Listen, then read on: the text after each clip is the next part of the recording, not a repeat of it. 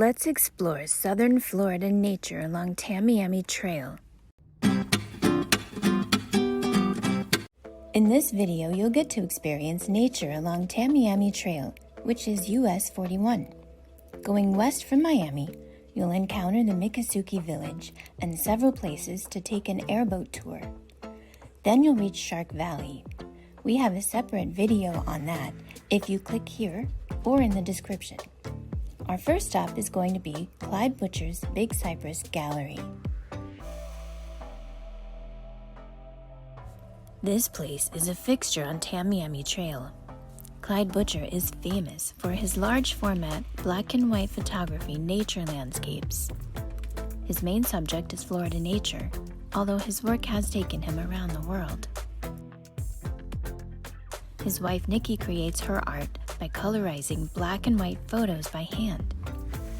Stop in to see their art or even buy one of their amazing photos or prints. Or you can pick up a calendar, photo book, note cards, or t-shirt. The gallery sometimes holds events like area swamp walks and guided nature walks on their property. You can find information on these events on their website. They also have a couple of vacation rentals for the ultimate getaway on Tamiami Trail. About a mile down the road is the Oasis Visitor Center of Big Cypress National Preserve, 729,000 acres of part of the greater Everglades ecosystem. A good stretch of Tamiami Trail goes right through the preserve. The Visitor Center is a great place to stop and see wildlife from the boardwalk or even from the parking lot. It's usually easy to find alligators right here. It's also a great place to see wading birds like wood storks. These birds were once considered endangered, but were downlisted to threatened in 2014.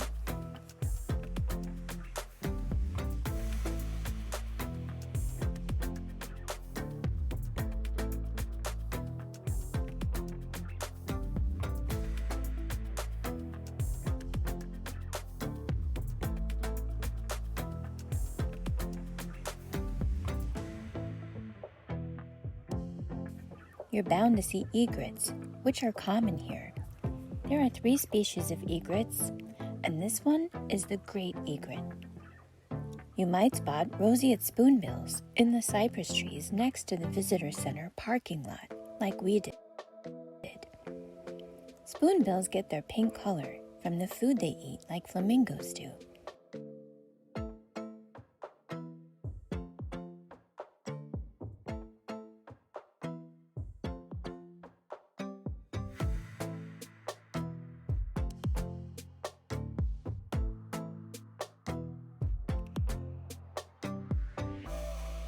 By the way, inside the Visitor Center building itself, you can get a map for trails and camping.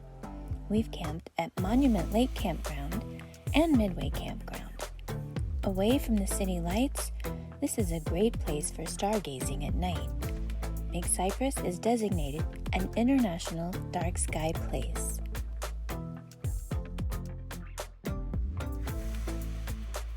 Next, it's 4.5 miles to the entrance of Loop Road.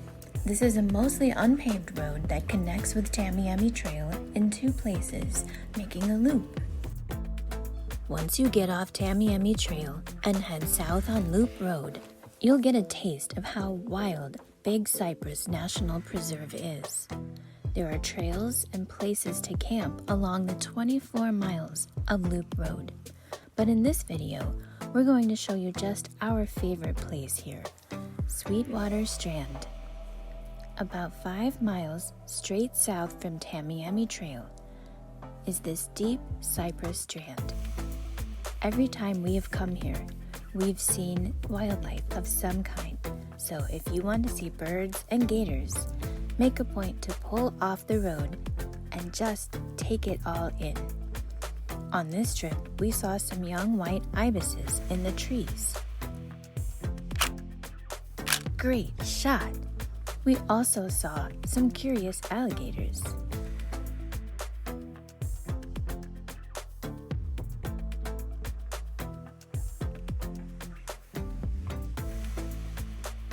Those jaws are always ready.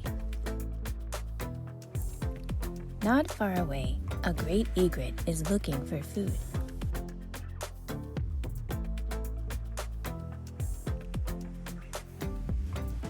There is real wild beauty in the swamp.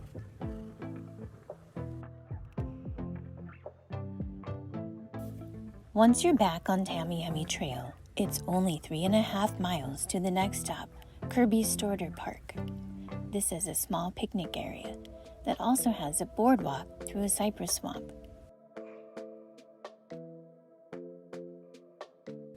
We love walking to see the chickie.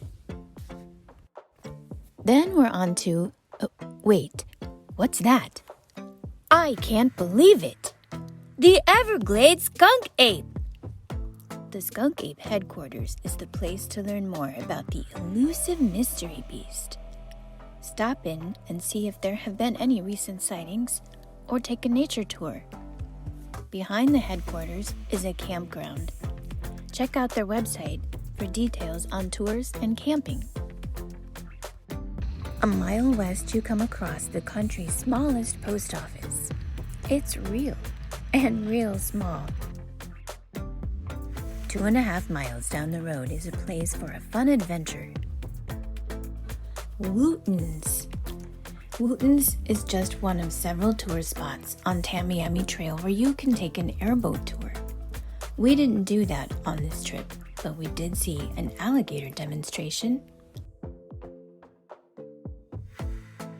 You could say it was definitely in the don't try this at home category.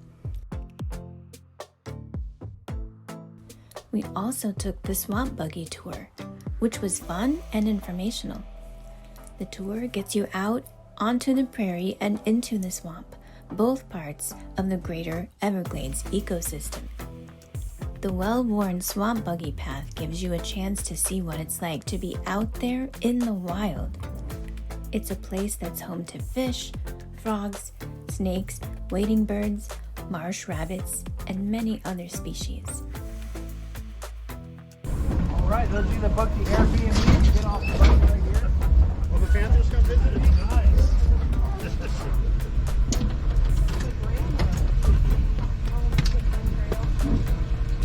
So down here we have the Seminole and the Miccosukee Indians. These are the traditional structures that they lived in. In the swamp, we learned how most of the original old-growth cypress trees were logged a long time ago, and these trees have grown to take their place.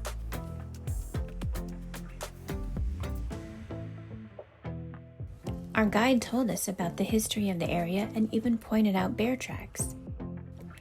As always, after or between tours, there's a gift shop with unique souvenirs. 7 miles away as you turn south on State Road 29 is the Gulf Coast Visitor Center of Everglades National Park. This seems like a good place to mention that Tamiami Trail and State Road 29 are often where Florida panthers get hit by vehicles. This is the top cause of death for these endangered mammals, so watch for panthers and stick to the speed limit. There isn't much to the Gulf Coast Visitor Center, thanks to many storms.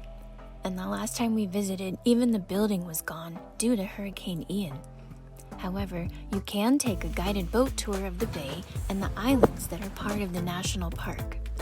We've taken this tour twice, and both times we were lucky enough to see dolphins. You're bound to see plenty of birds on the boat tour as well. You'll also learn more about what makes this part of Everglades National Park so unique and special. For one, it has the largest area of protected mangroves in the Western Hemisphere. Have your camera ready to capture whatever you might see. There's three, four.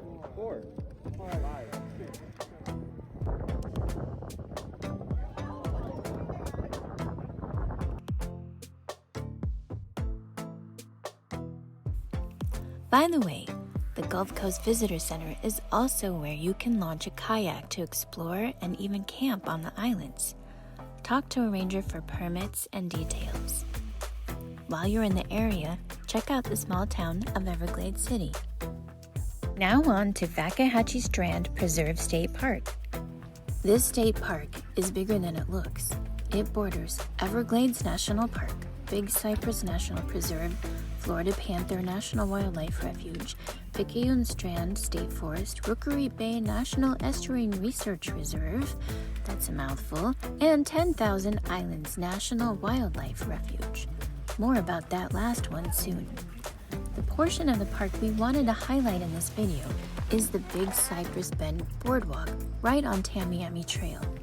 The bad news is Hurricane Ian destroyed the boardwalk through the swamp, so it's closed indefinitely. The good news is the park has been building a new boardwalk and it should be open sometime in 2023. When that happens, see if you can make a visit. We have seen a bald eagle here, barred owls, hawks. Other people have seen Florida panthers, bobcats, and even a Florida black bear. This swamp is also where rare orchids grow, including the ghost orchid made famous by the book The Orchid Thief and the movie adaptation. The Friends of Fakahatchee group offers guided tours and stargazing, so check out their site if you're interested. 6 miles up the road is Marsh Trail, part of 10,000 Islands National Wildlife Refuge. Most of the refuge is the islands, bays, and coves south of the mainland. True wilderness. However, Marsh Trail is one place to visit the refuge without a boat. It's just a straight, flat trail, a little over 2 miles long, but it goes through a wetland where we have always had good luck seeing birds. If you're a bird watcher, you'll definitely want to make a stop. You'll also likely see gators. And who knows, you might get lucky and see a bobcat or other interesting wildlife.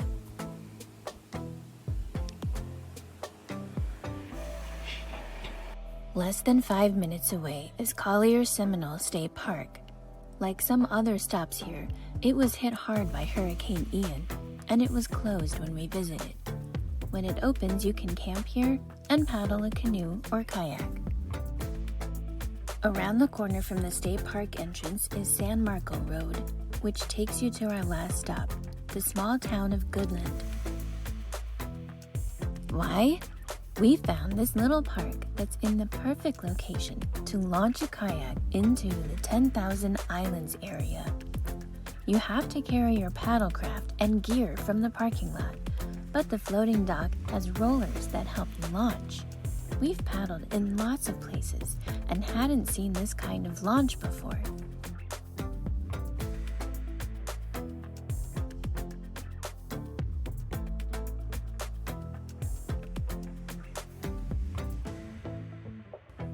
After paddling down the canal, you're out in Goodland Bay.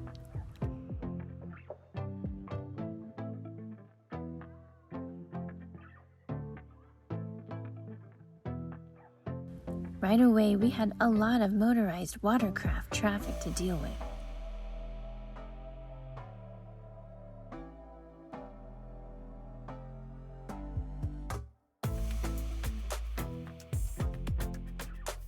But there were some beautiful, peaceful moments near the islands of the refuge. At first, we set out to find an island with a beach, which we could see from Google Maps.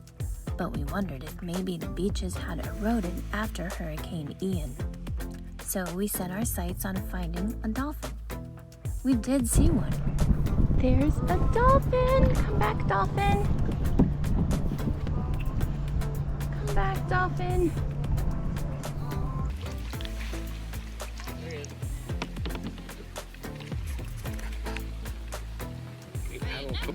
There he is. But it was really far away. Still, it was a beautiful day out on the water. If you want to explore the area but don't have your own craft, you'll find lots of tours and rentals in Goodland, Marco Island, and Naples.